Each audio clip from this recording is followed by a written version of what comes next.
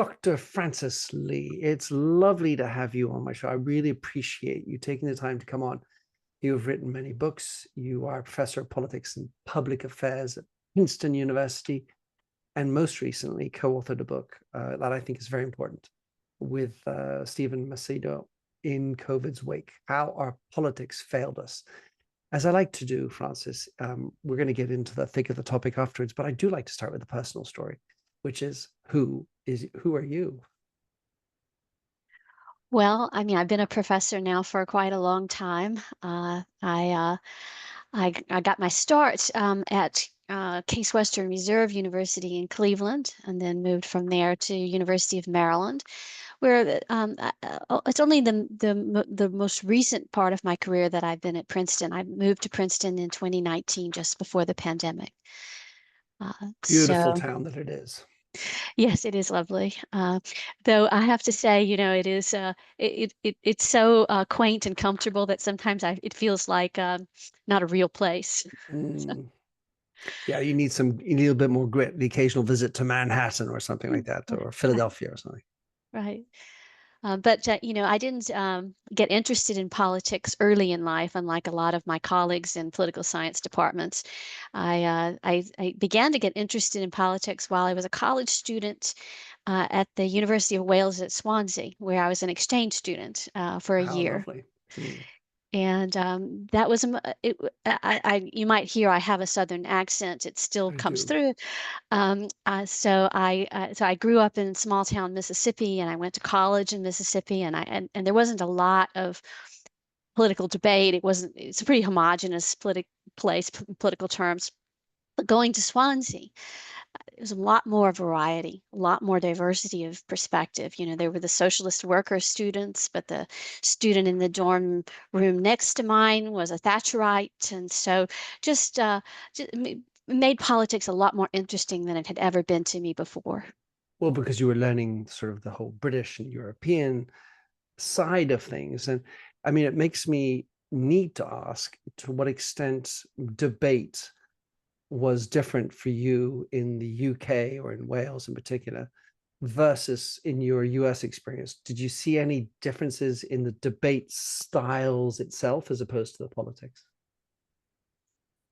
Uh, I mean, I was an outsider in Swansea, Mm, so I'm able to listen. So I have a little more distance than you have on your own country's debates. right. And so that I think helped move me towards the perspective of a social scientist. That Mm, the interest that I was taking in the kinds of debates that I was hearing there is more similar to the way that I try to analyze debate now, where I try to understand the different points of view, try not to take a side, try to instead understand what's the nub of the issue, why are they differing perspectives on it. So I think that it was not just important for getting me interested in the subject matter, but also for getting me interested in the approach that would then become appropriate for what wound up becoming my career. well, in essence, the way I look at it, that describes some form of empathy where you're really leaning into the other person's story. You're trying to listen into it rather than have filters that will inevitably obscure your ability to understand what the other person's saying or feeling or where they come from. I think that's right. Yes. So it's an exercise in empathy. Also, well, observation. Mm, Um, it's not a defensive kind of engagement. It's a curious kind of engagement. mm. And so you live on a campus, a very distinguished campus. You're seeing university life up close. And certainly from my experience, I went to school in England, France, and the United States, back a few years. I used to remember it as very vivacious land for tremendous debate, and nothing was really off the table in my world by the time. It seems that that's changed dramatically in the US. Can you comment on that? And to what extent do you see debate is or isn't crimped? Well, it's a source of anxiety on campuses around the U.S. that they don't have enough diversity of view, and that conservative students, feel that they have to self-censor. I see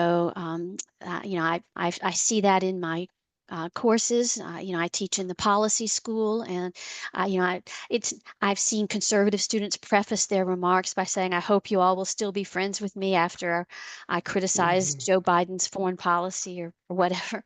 That Hmm. so they're clearly cognizant of their minority status, and it makes them nervous in ways that I think is not good for debate and deliberation in university campuses. That students ought to feel free to express themselves, whatever their viewpoint, and shouldn't feel that they have to apologize or be anxious about being ostracized. So it is an issue. I think that there's more concerted effort now to try to redress that, but it's not easy to address in the sense that there's a lot of self-selection involved, and the kind of students who apply to come to a place like Princeton, they're not representative of all the students who are applying to go to college. Hmm. And so there are some vicious cycles involved with these patterns, that some types of students feel more comfortable imagining themselves at Princeton than others, and so you can see how this can be very self-reinforcing, and can create uh, homogeneity on campuses that is really undesirable. I feel like I want to just follow this down this path. You talk a lot about this concept of moralized antagonism. That's correct. Yes, that's right. You want to describe for us why you use that term? Well, moralized antagonism is more than just disagreement. It's more than just holding a set of views that are opposed to another group. It's that you moralize that disagreement, where you begin to see those who hold a divergent perspective from your own as bad people, and therefore not worth engaging with.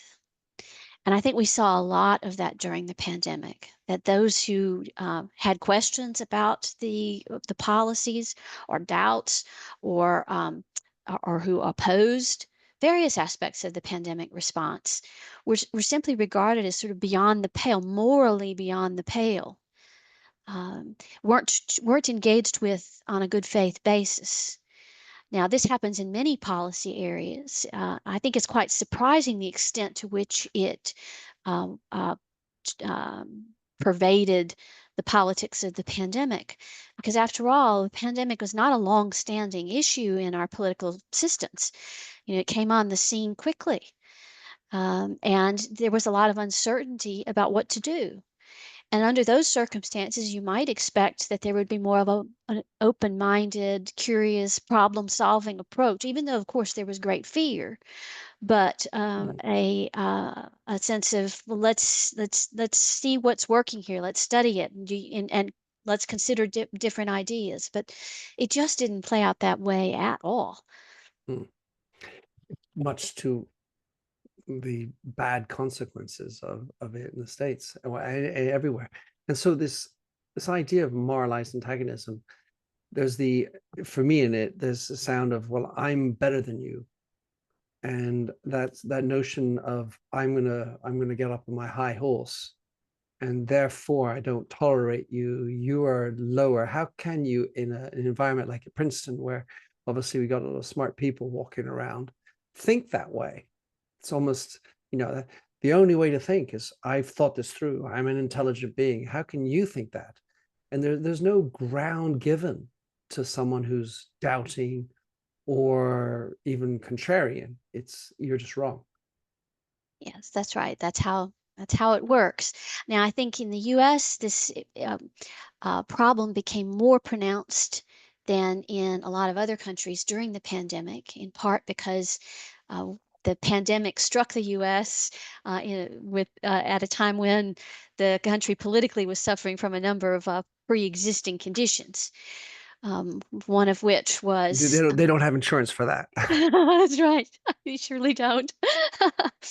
And so it was an election year. The incumbent president was a very polarizing figure who was not trusted by more than half of the country, had already been through an impeachment crisis. There were many people looking to November of 2020 as the opportunity to finally be rid of him, who were primed to see everything he did and every position he might take is wrong. And so he supporters of Trump were seen by opponents of Trump in moral terms. Yeah. That the basis of Trump's support was often understood by Democrats and by Trump opponents as being grounded in racism. And so to have a president like that who was seen as a racist figure by a lot of Americans, a lot of Democrats certainly saw him that way. That put us in a position where it was very difficult to create any kind of unity in reaction to the crisis. So I think that certainly figured in. Our politics had been polarizing for a long time, but Trump turned up the volume very high on that. As Musk might say, or whatever that film is. No, it's that film, Up to 11. Up to Yeah, 11, yes. yeah. Spinal Tap, yes. It That's goes to the 11. one. Yeah. That's right. Yeah. Film references. Yeah. I want to get back into sort of the politics story in a second, but just before that, people who are listening surely have in their minds someone else who's on the other side, and that's close to them or in their periphery somehow, and we no longer talk about the topics. There are people certainly that I know who I'm close to who are adamant that they are right about everything that happened in COVID. It was right to lock down. It was right to vaccinate everybody, and such and so forth. The different non-pharmaceutical things that were done, and this amongst other topics, people sort of get on their armored high horses and don't want to get down. What sort of advice do you have to people who are faced with such intransigence when it comes to their position and their high horse?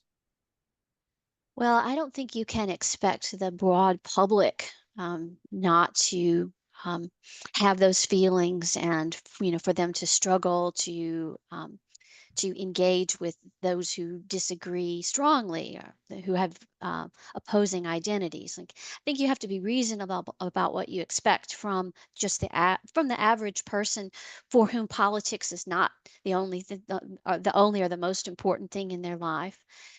That it's a natural thing just to want to avoid conflict. That if of folks who have very strongly opposed views, just to avoid the topic, and don't talk about politics in mixed company. That's decent Sex and advice religion. just for a living. But for policymakers, they have to examine questions on the merits, and they have to take seriously what they know and what they don't know, and they have to listen to an array of views to then offer good judgments. And so I think they should be held to a higher standard here than just the average person. And I think they did not rise above these impulses just to listen only to those who are in your camp and to isolate yourself in your echo chamber. That's what needs to be avoided. That they have a different type of responsibility than the typical person does. And whether it's a typical person or a person in policy, understanding facts and truth. And it seems to me, so I kind of look at this, I'm not at all in your space, but that people tend to get high on their horses with regard to their facts and their version of history. There is no desire for a shared version of history or a communal idea of what the facts are. And so it's also brought around, or let's say a continuation of the deep mistrust that has been rising in institutions well before the pandemic. In many institutions, obviously, media, politics, lesser before the pandemic in all things medical, at least in the United States. But we've now got into, how do you, in a political instance, when that's your responsibility, undercover the facts? You're never going to have 100% truth. You want to be tending towards truth, but you still need to make some bets on that. Well, you have to make a concerted effort to diversify your information sources. That's gotten harder these days because there's so much more fragmentation in the information environment. It's become very easy just to expose yourself to the perspectives that are comfortable for you. And And so, social media the algorithms will typically feed that beast. yes, and so political leaders have to fight against that if they want a comprehensive view. If they want to get beyond only talking to people who already agree with them, then they need to understand what people who don't agree with them, how they understand the circumstance, what facts they can bring to bear. It is often the case that there's a diversity of facts that And sometimes contradiction. yes, There may be things which don't add up, and maybe each are true, but they just don't equate to an easy decision. that's what I meant to, that's what I was driving at, that they can uh, you can have truth from a variety of perspectives, that uh, your perspective will be incomplete if you're only drawing from one segment, uh, and so it's become easier to do that. And so I think that's something that political leaders have to be cognizant of and have to try to avoid. I also think that political leaders have a lot of incentive to pretend that they know the answers, that this is reassuring to publics. And so that I think also encourages them to narrow the breadth of inquiry that they engage in. That instead, they adopt a policy approach, and then they're not really interested in questioning that, and instead just want to forge ahead. And so I think we saw that to a great degree in the pandemic, even though there was a great deal of uncertainty. I mean, if you look back before the pandemic at the planning work that had been done Right. to cope with a respiratory pandemic, that if you look at that work, they acknowledge a great deal of uncertainty around all of these measures. Like there's a 2019 World Health Organization report that just goes through each of the proposed non-pharmaceutical interventions that one might turn to in the context of a pandemic. And in each case, it says, well, the evidence here is poor, the quality very low. And so they knew that there was just a lot that was unknown about what would work. And so, under those circumstances, you can't just commit yourself to a course of action and not then take on board information about what's happening in the world and try to make that or put that in dialogue with what your priors were. You have to try to make sense of emerging information. I think that there were a lot of flaws with those kinds of feedback processes in politics in the pandemic. I saw it unfold very starkly across the federal system in the US, where Republican states went one direction with their handling of the pandemic and Democratic leaning states went another. And it's like they weren't looking at one another at all. Like there was no Except they were learning. wrong. Right. They looked at other states that were politically like themselves for guidance on what to do. There was a lot of herding behavior. You saw that in institutions and society as well, universities, paying close attention to what other universities like themselves were doing in the context of the pandemic, instead of looking broadly and trying to learn in the context of uncertainty. So I think that, so political leaders have these incentives to pretend like they know, and then I think sometimes they forget that they're pretending. Uh, So if I totally hear you, and I also put this in the context of, I feel that there is a crisis of meaning in our lives, in society in general. And so you talked about herd. If you're a sheep and you don't know where to go, you want to just be told where to go. You feel lost otherwise. And you talk about how this became existential. It's existential in some part naturally because it did bring about death, which is at the core of existence. However, when you are looking to vote for somebody, you see charisma in a leader. Sam Harris was talking about this in his latest podcast about narcissism and charisma and that idea of the bravado that comes with that overconfidence. So people want to be naturally attracted to confident people. And if confidence says, well, I know what I'm talking about, even though I have no bloody clue, then that is attractive to people and voters. Absolutely. We clearly saw these kinds of behavior on the part of voters, citizens generally. We know whether or not they vote in the U.S. and I suspect elsewhere. Of course, I know the U.S. best, but that you saw this around the almost a cult around Anthony Fauci, the longtime leader of the NIAID, major health funding agency in the U.S. That there were bobbleheads, T-shirts, and like prayer candles with his image on it. And it's not healthy. That's not a normal response to a health advisory figure.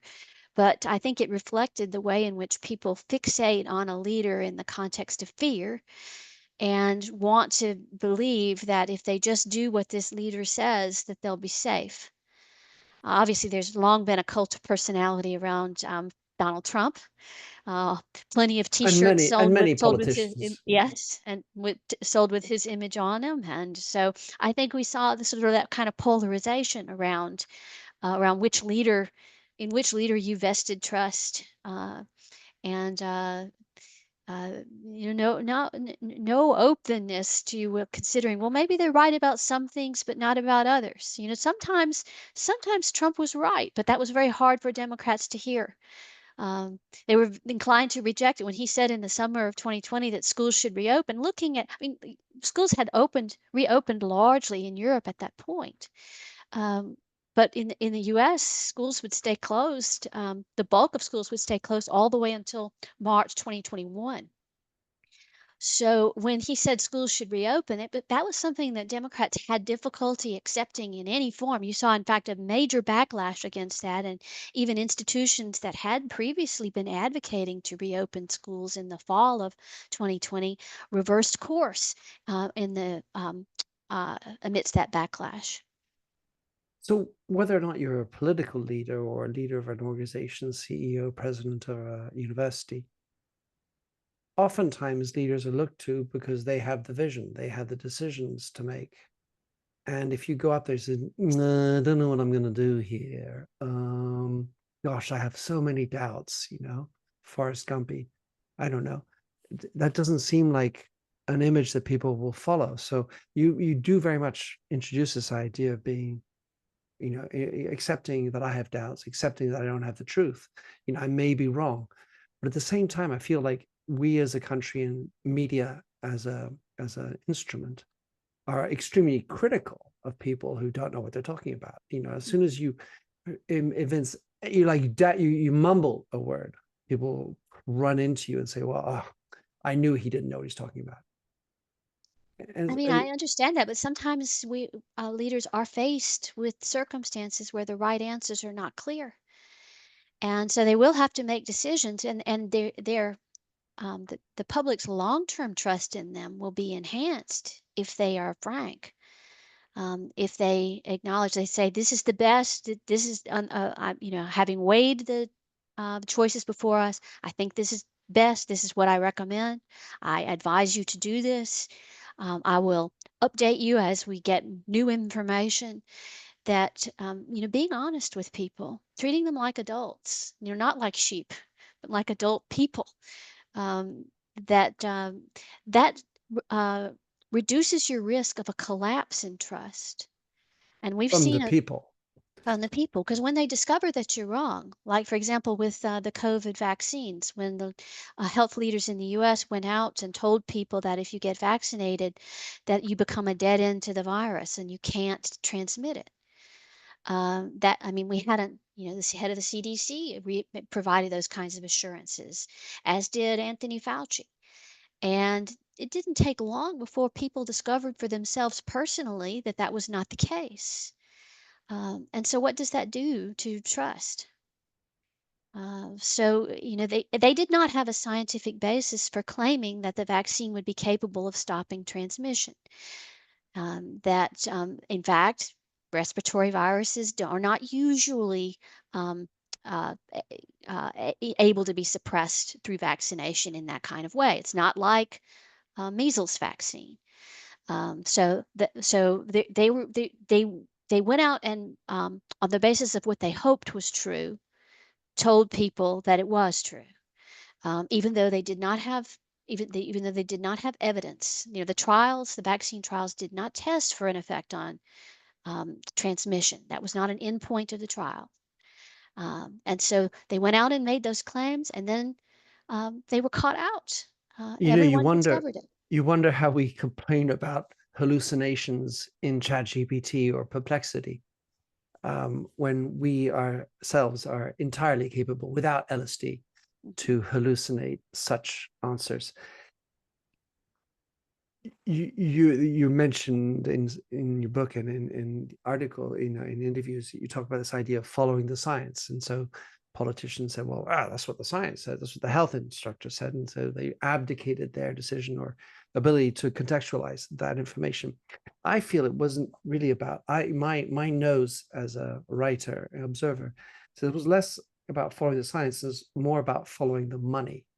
I was wondering to what extent you would react to that. I think in the context of the US, political leaders preferred to couch their decisions in terms of following the science because it was a way to hide their own discretion. It was a way for them to say, don't blame me, I'm only doing what the scientists say. It was a way to address the low standing that political leaders tend to have already in the US, that there's, low levels of trust in political leaders.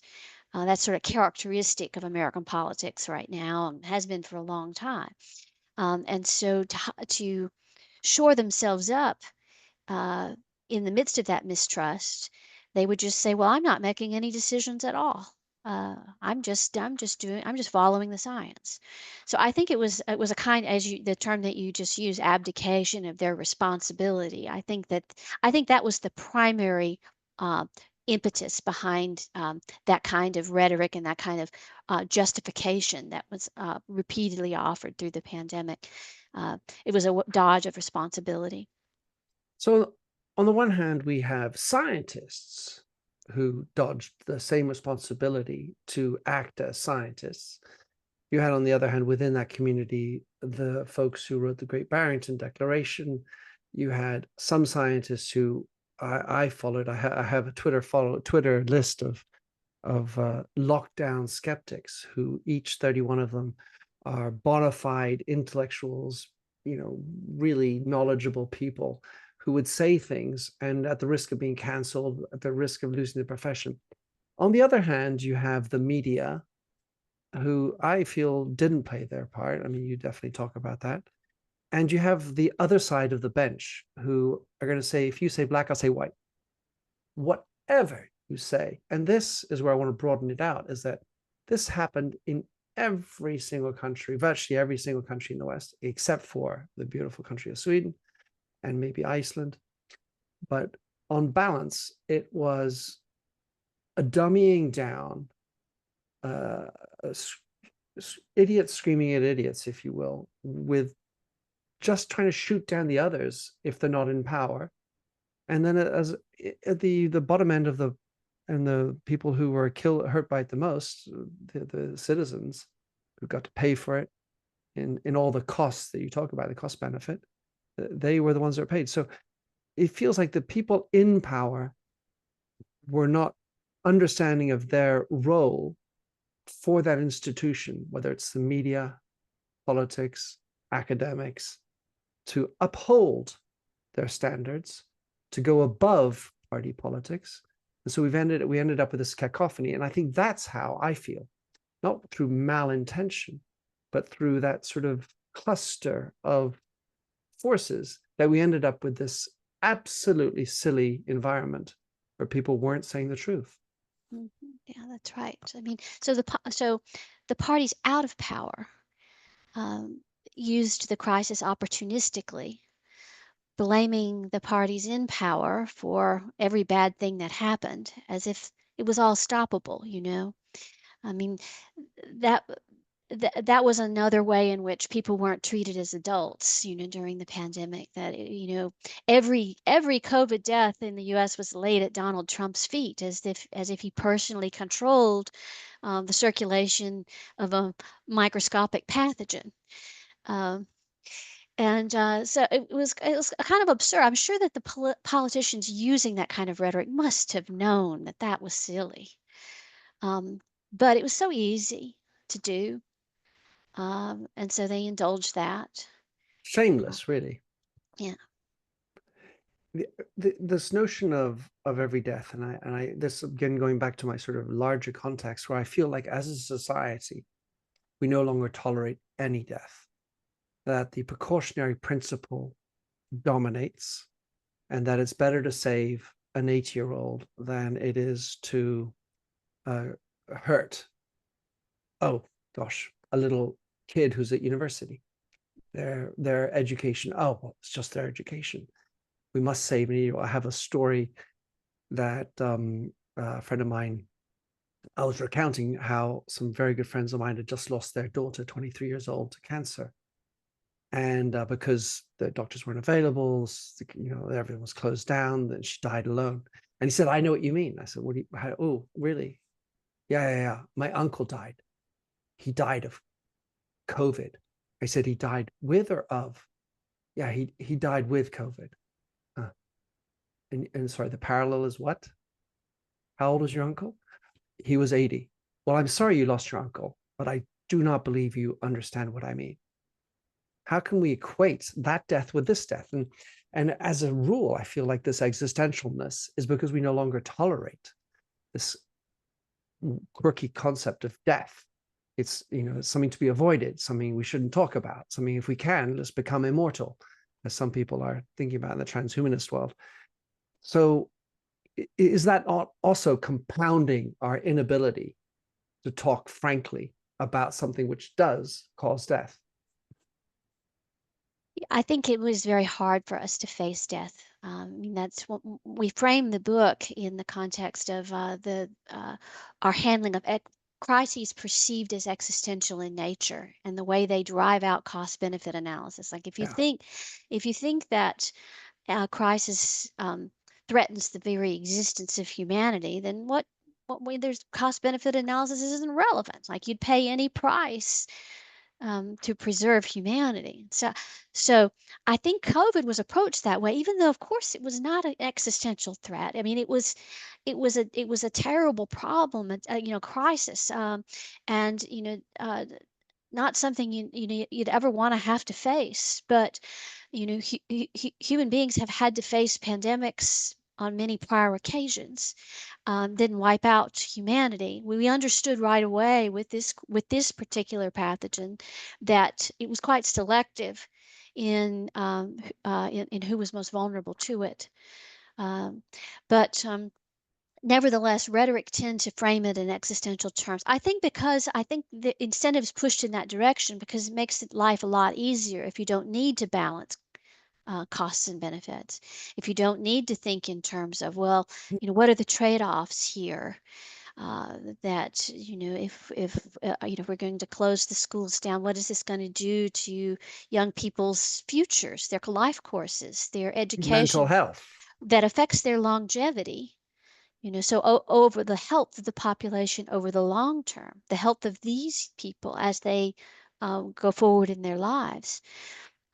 That you know, other health risks like chronic disease or alcoholism and addiction. All of these things, just went off of the radar screen. Domestic abuse. Yes, all these other threats to well-being um, faded from view. And every night on the news, it was the number of COVID cases, the number of COVID deaths, as if that was the only thing that mattered to us as a society.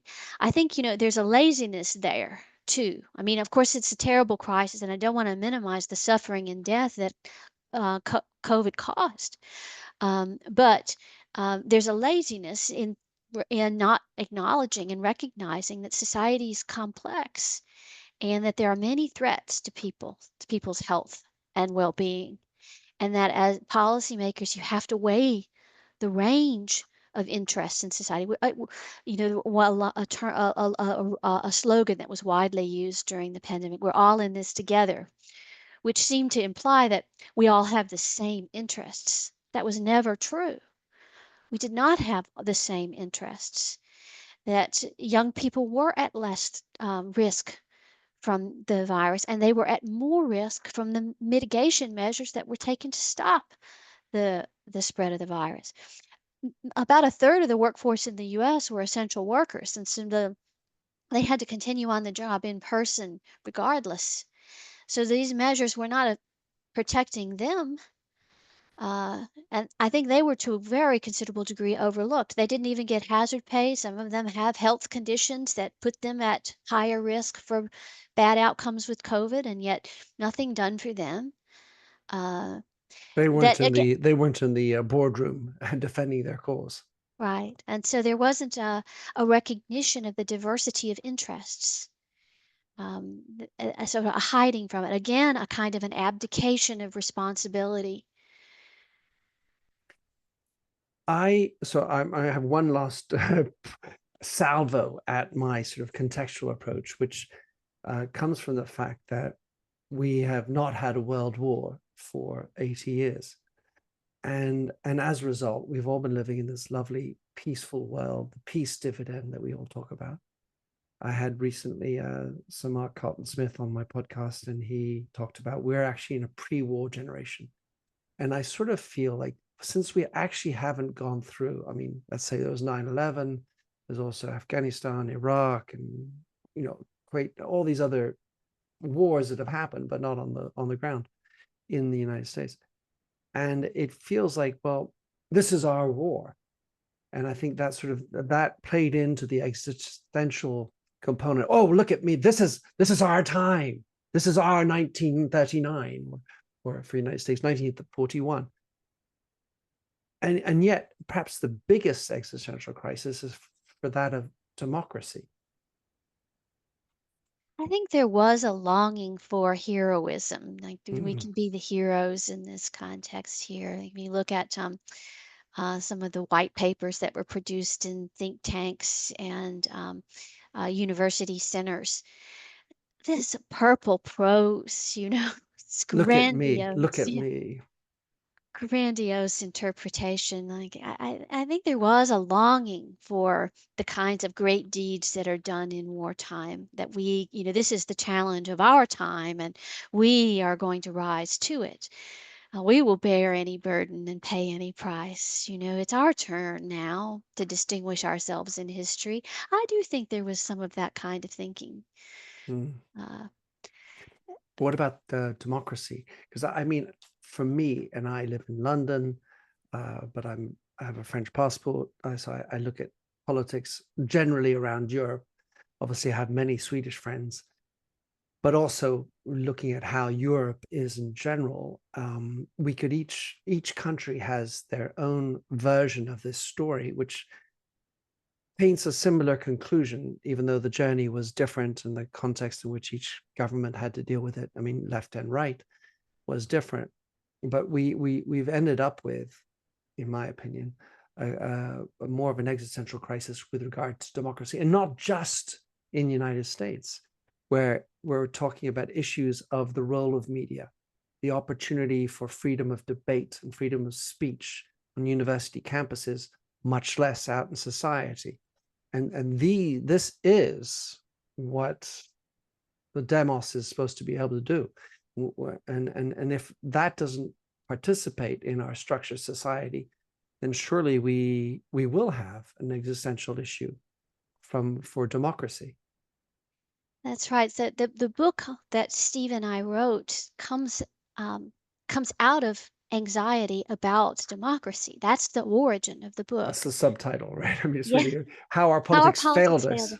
Right, but it's about failures of democracy, failures to consider an array of views, the failures to treat voters, our citizens, as adults, to acknowledge uncertainty where it exists. In the context of U.S. federalism, that we had a lot of what has traditionally been referred to in the U.S. a lot of experimentation in the laboratories of democracy, where different states are pursuing different policies. It was an opportunity for policy learning, and yet we saw so little of it. That even though there was a great deal of experimentation going on, it was segmented by party, and there was not learning across the partisan divide.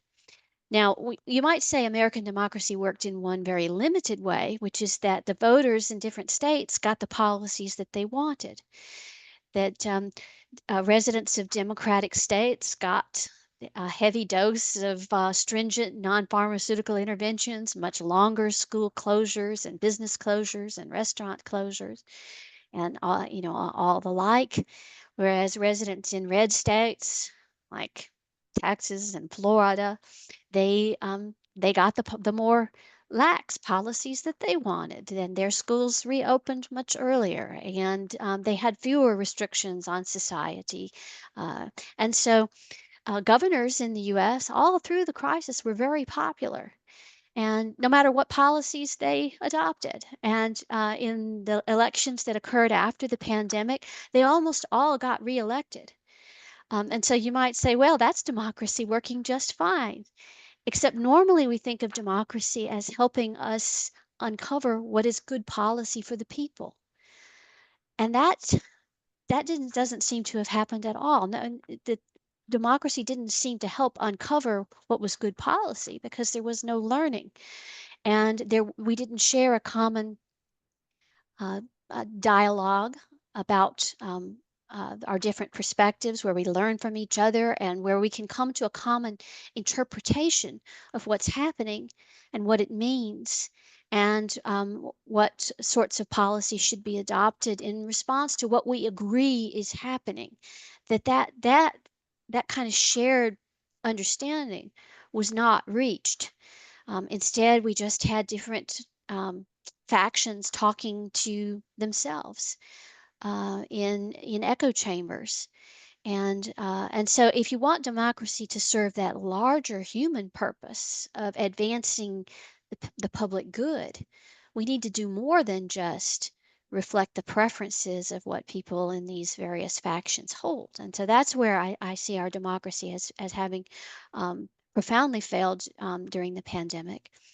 Now, you mentioned freedom of speech, and we saw governments around the world trying to manage dissent, to suppress dissent around pandemic policy. In the U.S., it was not just about whether vaccines were a good idea. You often hear misinformation sort of defined in terms of misinformation about vaccines, and people not getting vaccinated from preventable illnesses and putting themselves at unnecessary risk because they have bad information. So but it extended far beyond that. Questions about whether the cloth masks that people were wearing were actually helping to suppress the spread of the disease. Something that Where's the proof? Yeah, where's the proof of that? And the whole range of measures that were taken in response to the pandemic. Many of them were just purely experimental. We're trying this. There was not an evidence base that would allow policymakers to say we have good evidence that this will work. They couldn't say that, and so instead they just attempted to suppress any questions. Hubris. And so you had the White House in the U.S. putting pressure on social media companies behind the scenes, threatening them with regulation that would um, would have put them out of business had they opted to pursue it, and demanding that particular accounts be de-amplified or taken down, and Deplatformed. yeah, deplatformed. You know, a whole range of demands they were placing on social media companies to try to uh, maintain better control of the information environment. And to a considerable degree, they still failed. That Questions still got raised, and we've seen trust in public health in the U.S. fall dramatically. So they were not able to do that. They tried to suppress discussion of whether COVID might have originated in a lab leak.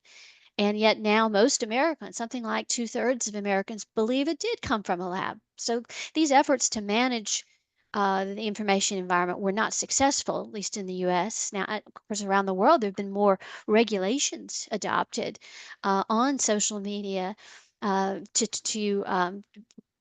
give governments more tools to control.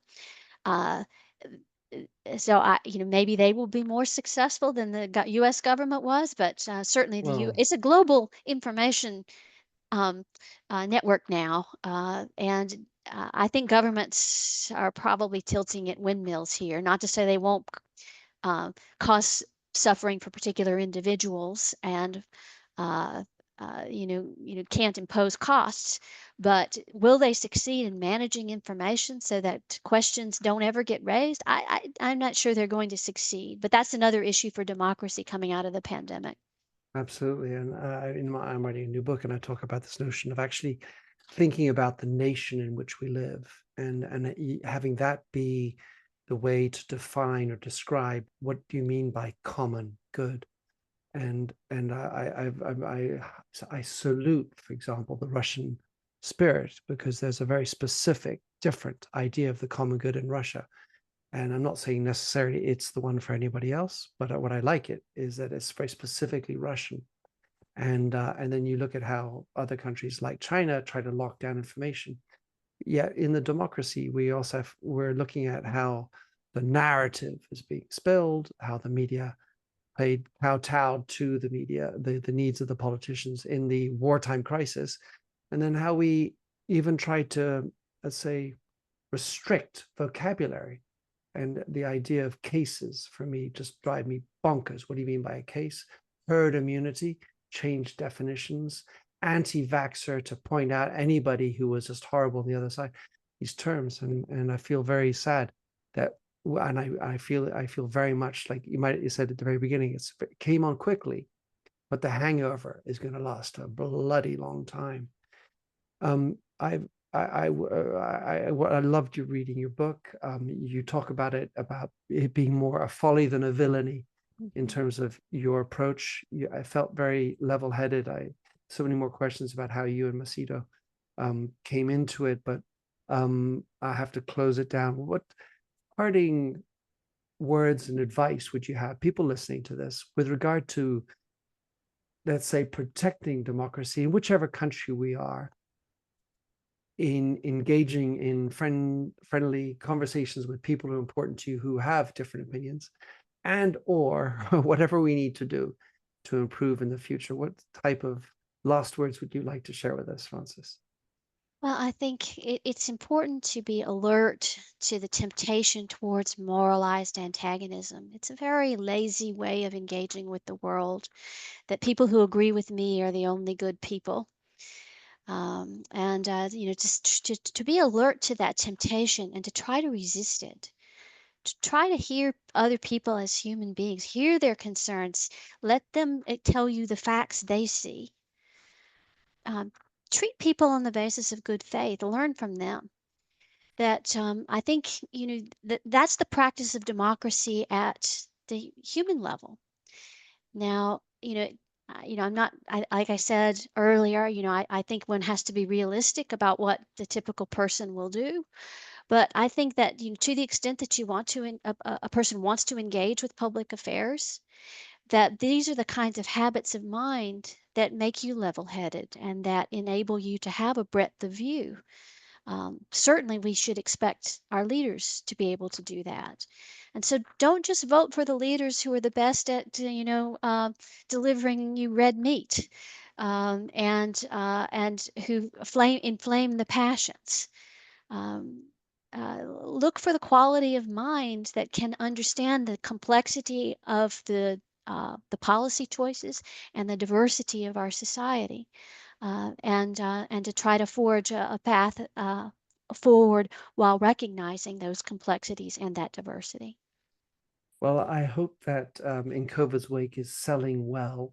It needs to get out there. I'm hoping that you and Mr. Professor Macedo's experience has been good through this, because I can imagine it was somewhat of a deep controversial story for you guys to pull through. And I've got this Lockdown Skeptics Twitter list that I keep on having, and I might add you to it, because you're adding healthy doubt. And I think skeptical, critical thinking is really one of the core concepts and things we need to bring in. How can someone get your book? That's the minimum. Follow any of your writings. I know you've got many other books. Are there any other sites you'd like people to go to check you out? Well, the book will publish in the UK in May 11th, and so it should start to be available in hardcover there. I have heard reports that one can already get it on Amazon in the Kindle format, That's even in the typical. UK. Amazon So, is its own beast in these matters. I've had that experience. so I looked it up this morning. It was $10 on Kindle in the US, so not an expensive proposition. Um, On deal, on deal It's then. a decent deal, yes. So, it's published on a university press book. It's Princeton University Press. So this is not a press it's not a trade publisher. You're not going to see big displays of this book in your bookstores. We How don't do you have, find it? my co-author and I don't have a publicist, that we've just, we wrote an academic book, but it does seem to be speaking a bit broader than the typical academic book, which also means that there have been delays in shipping the book ever since it published, at least in hard copy. You can get the Kindle version right away. So if you see a copy and you want one, recognize that if you try to mail order it, it may take a couple of weeks. Um, A little bit so, of patience will go a long way. yes. Well, thank you for your work. I think you've done valiant work, you and your co-author, Mr. Macedo.